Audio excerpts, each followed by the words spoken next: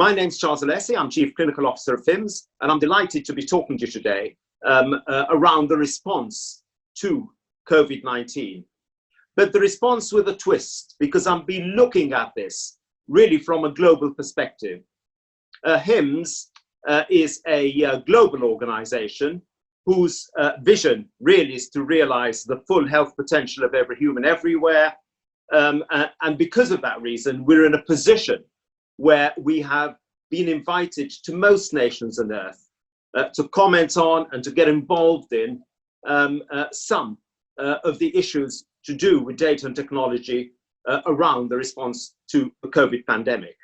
So let's talk about the COVID pandemic. Of course, you know everything about it. It really is a pandemic like no other, a child of the 21st century, which largely outstripped the ability of countries to manage its effects, with some exceptions, I might add. But why is this?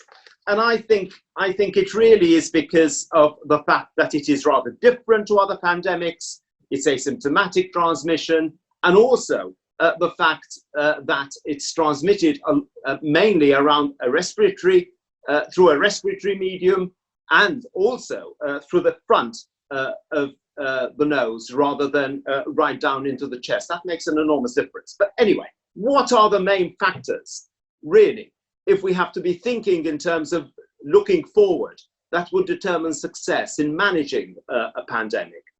And I think these factors are really, some of which are self-evident, but I'm going to give some illustrations from some countries that did things in a really remarkable way. So they are the value of a short-term memory, the value of preparation, both in terms of having the infrastructure and supplies ready, but also in terms of actually having deployed rather than theoretically having deployed. The value of real communication with a population and really taking them with you. And of course, that magic word, trust. The value of protecting your workforce. The value of managing non-COVID conditions contemporaneously. People have come a cropper, really, because all the efforts were on the COVID population rather than on the non-COVID population.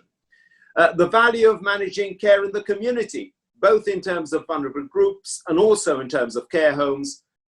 And then, of course, the value of already being on a journey towards digital transformation in health and care, because you're in a far better position to deliver better outcomes. So let's now think in terms of what does this actually mean? And I'm really going to take you around the world now. I'm going to start with the Asia Pacific and then move to Europe, because I think between those two continents, we get a sense of illustrating all these issues and what they actually mean. So let's start with Asia Pacific. And the first thing I want to talk about is Taiwan. And I say what they did was flicking a switch, because it was really quite remarkable. In 6 hours between midday or just after midday on the 31st of December to 6 p.m. on the same day, they had already set up a dedicated place within their airport for visitors coming in from Wuhan. They had already set up a dedicated taxi rank to take them to the dedicated hotels where they could have dedicated foods for 2 weeks, where they could have had an app downloaded on their mobile phone to ensure they were mobilely tethered, as well as everything else which went around it. It was remarkable. And it really was remarkable seeing a government flick a switch, because that in essence what it was. Things just happened, but why did they happen? And if there's something which is abundantly clear going around every country in the Asia Pacific and as well as the rest of the world, it's that people who have had a recent coronavirus, in other words, SARS, MERS, also H1N1, plus also some civil emergencies, you know, events like earthquakes, or in New Zealand, the volcano exploding, where there was already a process set up which had been used recently in terms of managing emergencies. Things worked remarkably well compared to places which were stable enough not to have actually done it for a while, where memory of how things actually work may not have been as good as we thought they would have been. So I think Taiwan was fantastic in terms of flicking a switch. Let's move on. Japan. a couple of things about Japan which still really intrigue me. And I call them the enigma, because they really are an enigma when it comes to understanding how they managed, really, through their really understated approach to a degree, their reverse cluster investigations, the 3 Cs which they talked about around their population, crowded places, avoiding them, in other words, ensuring that when they were in crowded places, they were protected. You know, all the work they did really came to something, plus the role of government, which I compare to a midwife, because in essence, what they were doing, particularly in the beginning, is managing to get small suppliers, which they were relying on for PPE, to marry up with larger conglomerates to really deliver the capacity and capability which they needed to get the PPE they required. And the role of government there was really quite extraordinary. Let's move on. South Korea. What would you expect? Technology on steroids is the way I would describe it, with booths, with positive pressure in the community, all sorts of stuff. But there's something about South Korea which is rather special, and that's their foresight in legislation. After the MERS outbreak, the rights of the citizen were to a degree subsumed to the rights of the citizen to other citizens, which enabled them to implement track and trace technology around managing a pandemic in that way, without having to worry about the issues which concern us all in terms of personal privacy, in terms of the ability of somebody to track you. Those were suspended, and that legislation was agreed before the pandemic.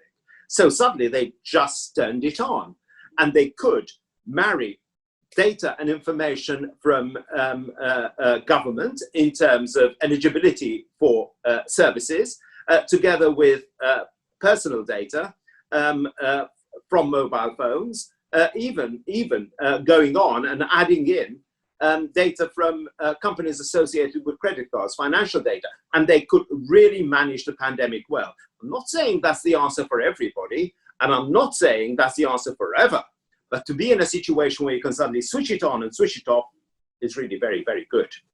And of course, Singapore. How can we ignore Singapore? And I really think the perfect first wave response is what comes to mind in terms of the way they approach it. Singapore has always been the big laboratory of the world, I think.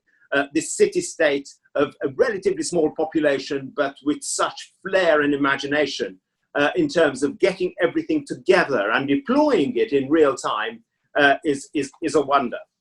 Let's move to Europe now. Germany. Everybody talks about Germany, the great success. I think it's really, really laudable what the Germans have done. And you know, I am not by any stretch of the imagination saying I'm less than impressed, but they started from a very big infrastructure. We need to remember that.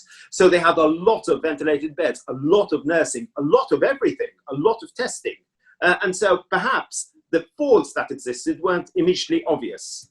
Italy, completely different. 2 regions, Lombardy and Veneto. In Lombardy, real disaster. They were unlucky enough to be the first place to get COVID badly, and for that reason got into all sorts of trouble associated. But next door in Veneto, they didn't admit people and ventilate them quickly. They tried to keep them at home. They tested a lot. They traced a lot, and they had a different result. Denmark, they closed down and closed down fast. They did it a week or two before, exactly a week actually, before the United Kingdom did, with the effect that they actually managed to contain that first wave substantially better. And Sweden, of course. Sweden, another of the enigmas, another of the places to watch. People say it was really not very well managed. I wonder, and I wouldn't be surprised if at the end of the day, Sweden is the place we'll look to for the future. There's no single recipe that can be applied in any way. You have to contextualize it. Of course, there are big effects of the pandemic. We're moving to a digital first situation after a long time hoping to get there. And I think this is our real opportunity. And most important, for all of us now, we need to rediscover that short-term memory, because by having that short-term memory, we'll be in a far better place, I think, to manage the next waves of this pandemic. Thank you.